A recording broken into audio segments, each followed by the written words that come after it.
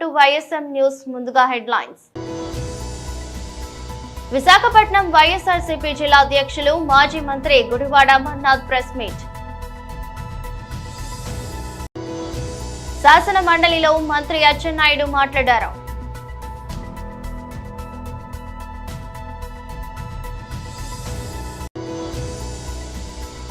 Assembly media point వద్ద మాట్లాడుతున్న BRS ఎమ్మెల్యేలు.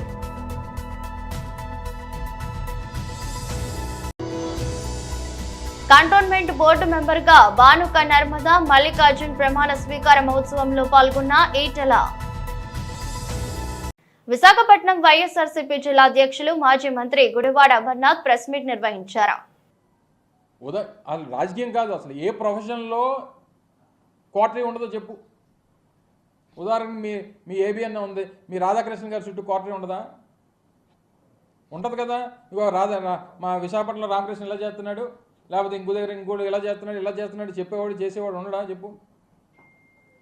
సో క్వార్టరీలు అనేటువంటివి ఈ ప్రజాస్వామ్యంలో ఈ వ్యవస్థలు అన్నింటిలోని ప్రతి స్థాయిలో ప్రతి వ్యవస్థలో ప్రతి దగ్గర ఉండేటువంటిది.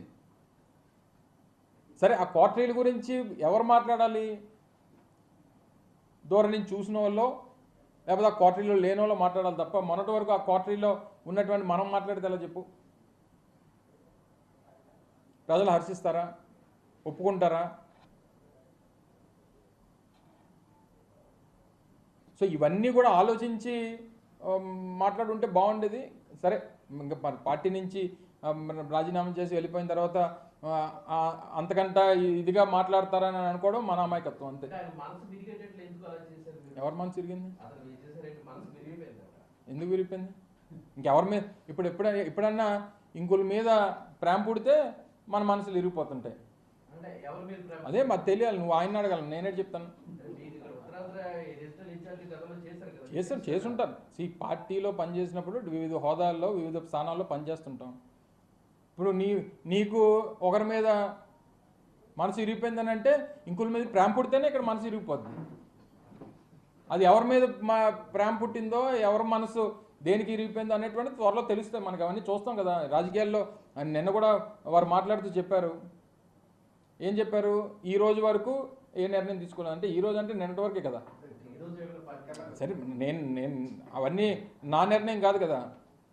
సో ఏదేమైనప్పటికీ మనసు విరిగిపోవడానికి లేకపోతే ఇంకోటి అయిపోవడానికి వైఎస్ఆర్ కాంగ్రెస్ పార్టీలో ఉన్నంతకాలం అత్యంత కీలకమైనటువంటి స్థానాల్లో వారు పనిచేశారు.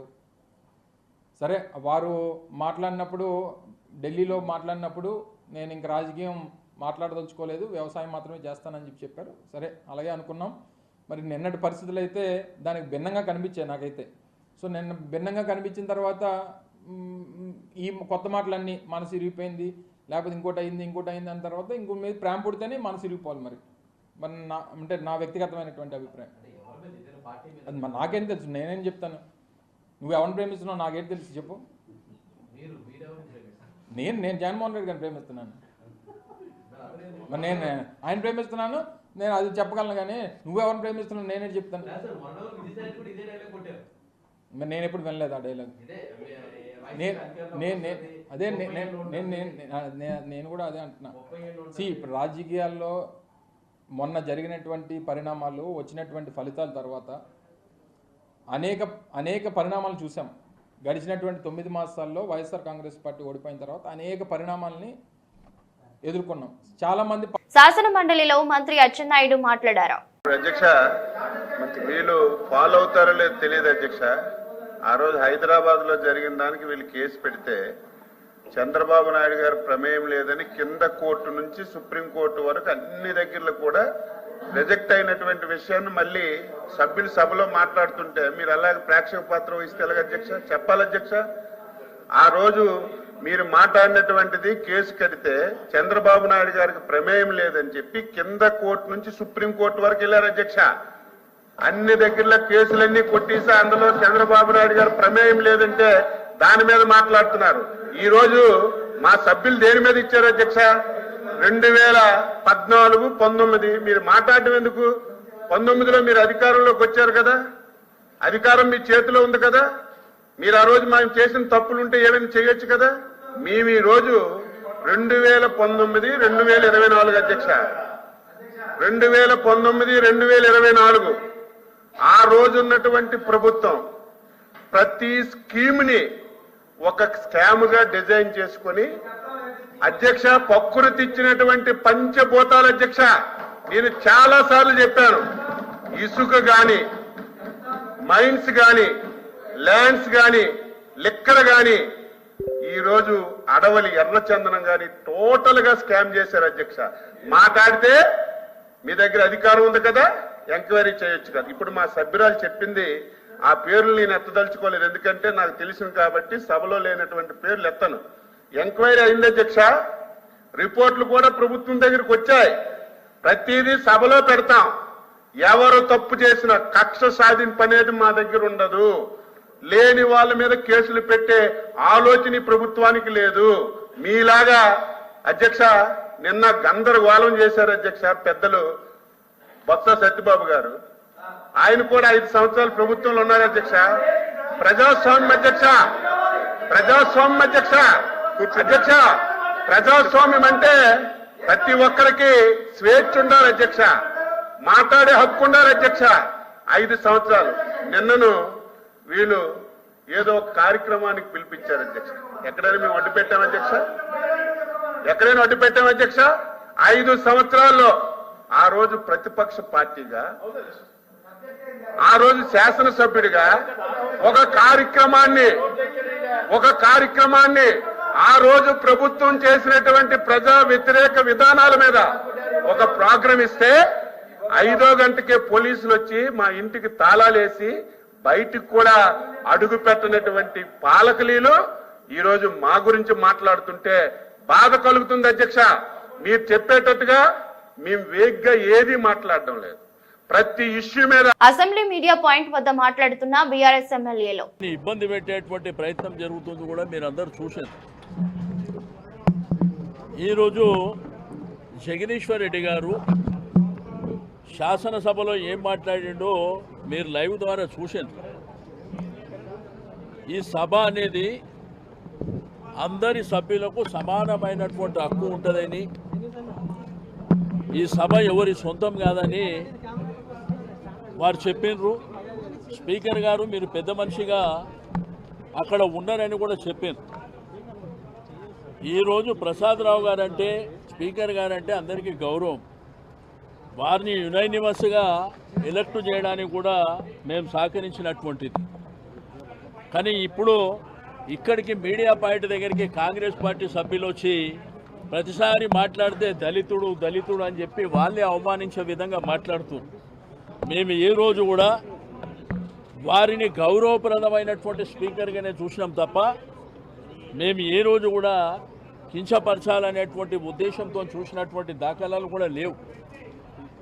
అసలు జగదీశ్వర్ రెడ్డి గారు మాట్లాడింది, ఈ సభ అనేది అందరిది, ఈ సభ ఎవరి సొంతం కాదు అనే విధంగా వారు మాట్లాడారు. మీరు స్పీకర్ గారు పెద్ద మనిషిగా అక్కడ కూర్చున్నని కూడా మాట్లాడారు. వాళ్ళకి ఏం తప్పు అనిపించిందో సస్పెండ్ చేయాలి అని మాట్లాడుతున్నారు. అది కరెక్ట్ కాదు. ఎందుకంటే ఈ యొక్క శాసనసభలో మా ప్రతిపక్ష నాయకులైనటువంటి కేసీఆర్ గారికి ఛాంబర్ లేకుండా చేసిన ఆ అవమానాన్ని మేము భరించినాం.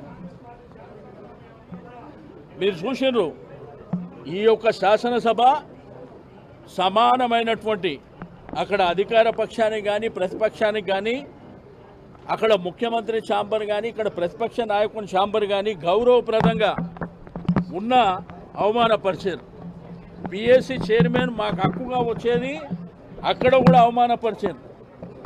నిన్న కూడా చూస్తే ముఖ్యమంత్రి గారు మాట్లాడారు, స్ట్రేచర్ అని స్ట్రక్చర్ మీద వండుకుండని, తర్వాత మార్చూరి పోతాడని ఒక తెలంగాణ రాష్ట్రాన్ని సాధించినటువంటి ఒక మహానాయకుడు, 10 సంవత్సరాలు అద్భుతమైనటువంటి పరిపాలన అందించినటువంటి కేసీఆర్ని పట్టుకొని మార్చూరికి, అంటే ఎవరైనా కానీ ఏ నాయకుడు ఎంతటి నాయకుడైనా కానీ ఎదుటివారి చావును కోరుకునేటువంటి నాయకుడిని ఎక్కడన్నా చూస్తామా మనం?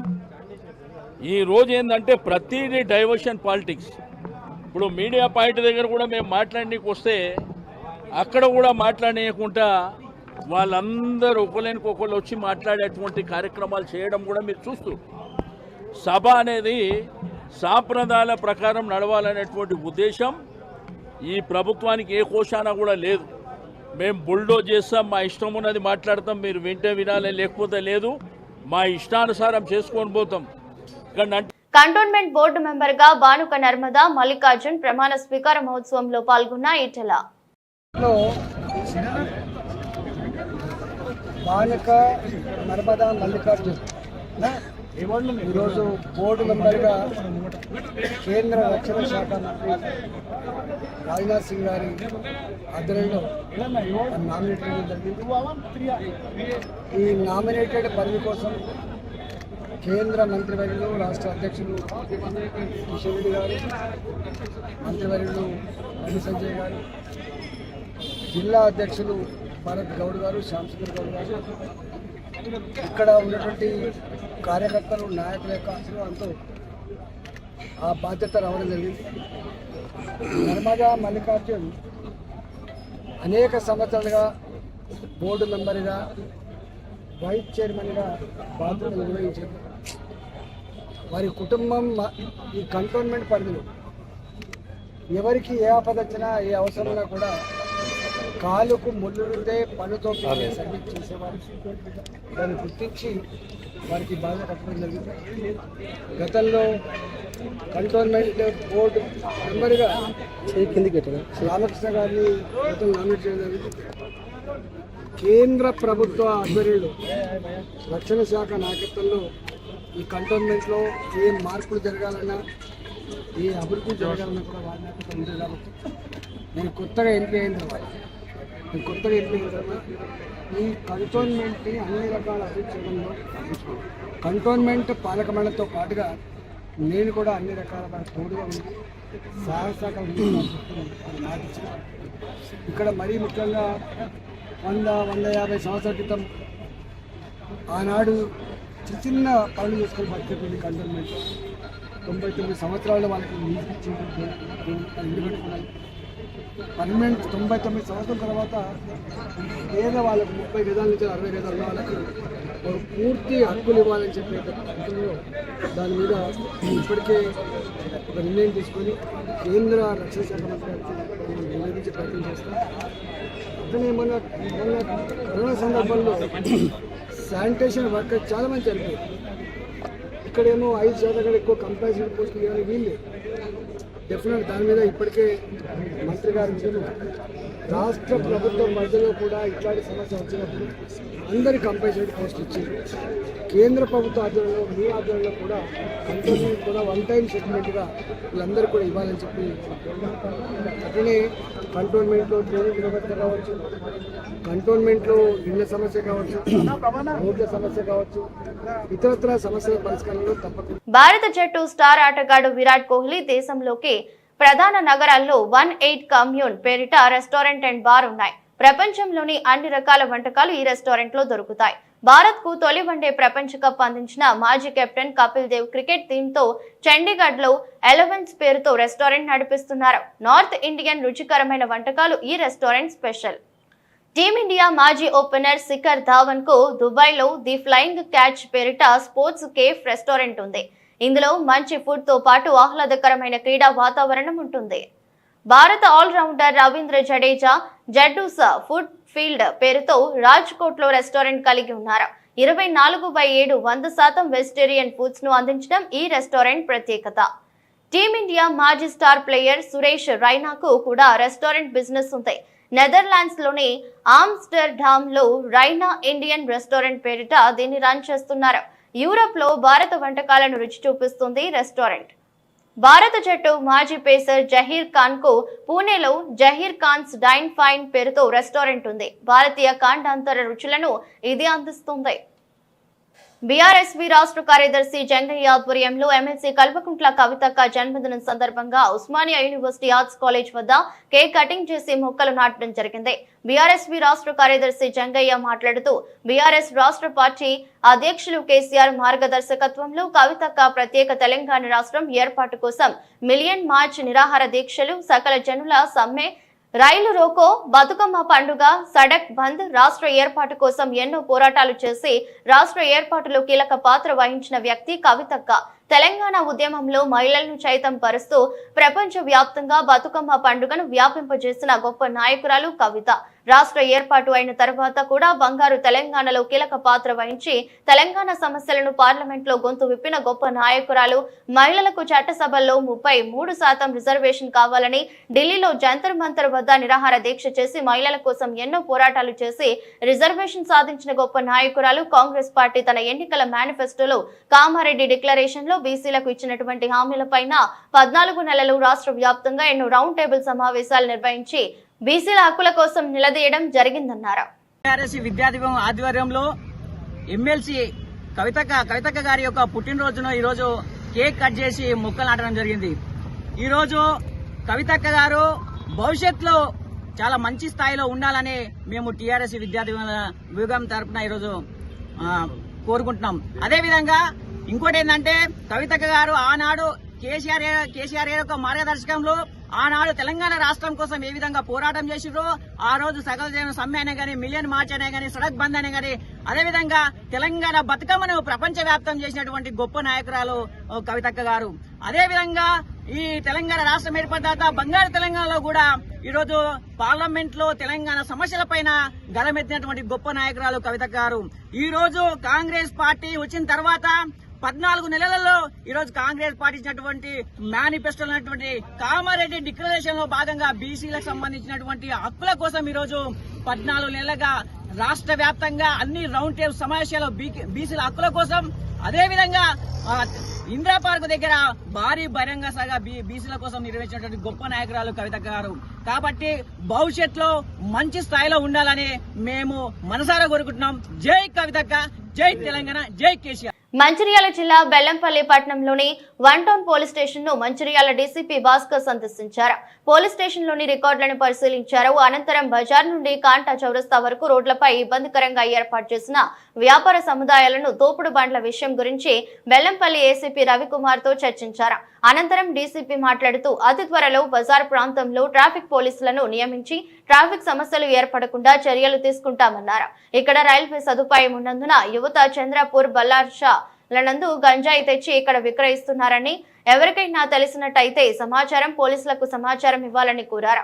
అలాగే హోలీ, రంజాన్ పండుగల దృష్ట్యా ఎవరైనా అసాంఘిక కార్యకలాపాలకు పాల్పడితే వారిపై కఠిన చర్యలు ఉంటాయన్నారు. పండుగలను శాంతియుత వాతావరణంలో జరుపుకోవాలని వారు సూచించారు. కార్యక్రమంలో Bellampalli ACP Ravikumar, 1 town CI Devaiah, SI Rakesh తదితరులు పాల్గొన్నారు. మధ్యలో కొంతమంది మరీ ఎక్కువ షాపు వాళ్ళు 10 షాపు నుంచి ఒక 10 ముందుకు వచ్చినారు. మళ్ళీ ముందున్న తర్వాత ఆకర్షణ కూడా లీజ్ ఆర్ రెంటల్ టైప్లో ఇవ్వడం జరిగింది. వీళ్ళు పరిశీలించి పర్మనెంట్గా బెల్లంపల్లి టౌన్లో ఈ 2 పాయింట్లలో ట్రాఫిక్ కానిస్టేబుల్ కూడా ఇమీడియట్గా మేము అపాయింట్ చేస్తున్నాము. 2-3 డేస్ వాళ్ళకి ట్రైనింగ్ ఇచ్చేసి పంపిస్తాను. At the same time municipal కమిషనర్తో కోఆర్డినేషన్ ఉంది.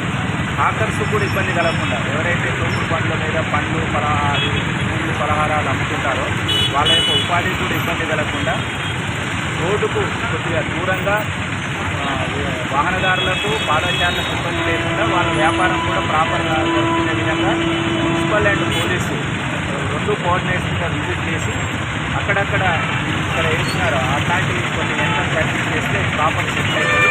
Then police constable, traffic constable ద్వారా రెగ్యులర్గా ఇక్కడ ఉండి దాన్ని ట్రాఫిక్ని మేనేజ్ చేస్తాం. ముఖ్యంగా ఈ హోలీ పండుగ సందర్భంగా కూడా మొత్తము రౌడీ షీటర్స్ కానీ, సంఘ వ్యతిరేక శక్తులు కానీ, యాంటీ సోషల్ ఎలిమెంట్స్ ఎవరైతే ఉంటారో వాళ్ళకు హెచ్చరిక జారీ చేస్తున్నాము. ఇట్లాంటి ల్యాండ్ ఆర్డర్ ప్రాబ్లం లేకుండా ప్రజలు సంతోషాలతో హోలీ పండుగ అండ్ రంజాన్ మాసంలో ఉపవాస దీక్షలు తీసుకోవాలి. దానికి కూడా సంబంధించి ఆఫీసర్లతో డిస్కషన్ చేసి ప్రాపర్ బందోబస్తు ఏర్పాటు చేయడం. ఇంకా ఈ వైన్స్లు అండ్ బార్ షాప్ల దగ్గర ఈ మధ్యకాలంలో 2-3 ఇన్సిడెంట్లు Bellampalli 1 town, 2 town and Talagutyala police station జరిగినాయి. ముఖ్యంగా బార్ షాపు యజమానులకు అండ్ వైన్ షాపు యజమానులకు కూడా ఏసీపీ గారు మీటింగ్ తీసుకొని చెప్తారు.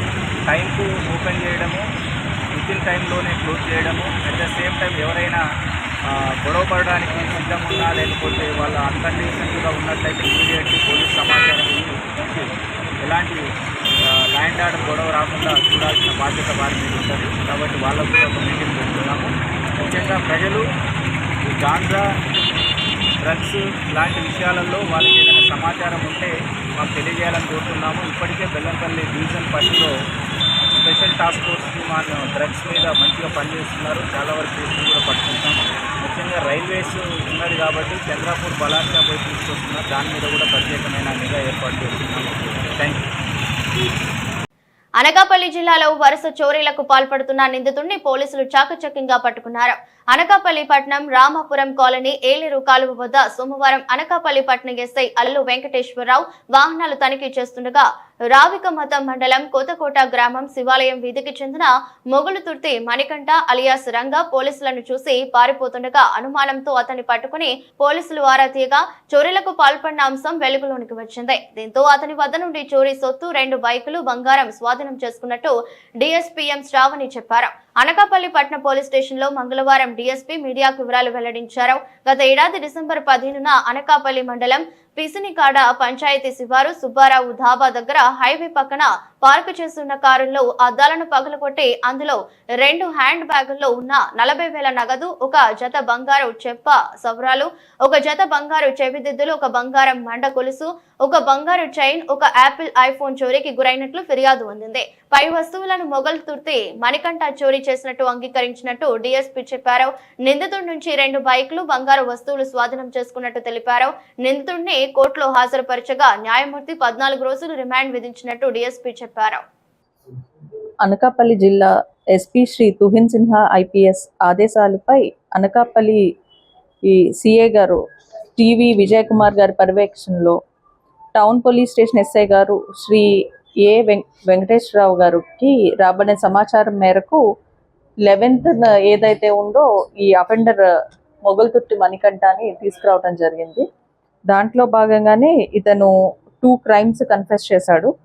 దీంట్లో 2 బైక్స్, ఒక జత చెంప సవరాలు, 1 జత బంగారు చెవిదిద్దులు, 1 బంగారపు గొలుసు అండ్ 1 ఆకుపచ్చ రంగు ఐఫోన్ స్వాధీనం చేసుకోవడం జరిగింది.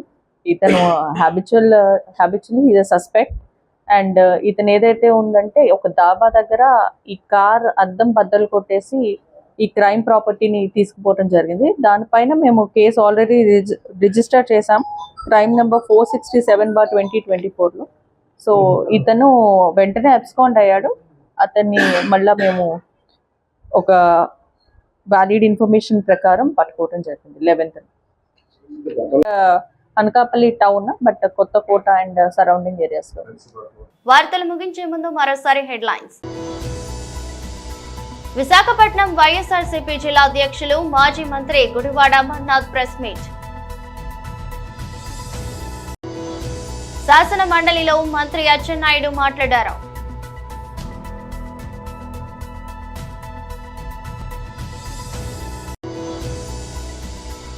అసెంబ్లీ మీడియా పాయింట్ వద్ద మాట్లాడుతున్న బీఆర్ఎస్ ఎమ్మెల్యేలు.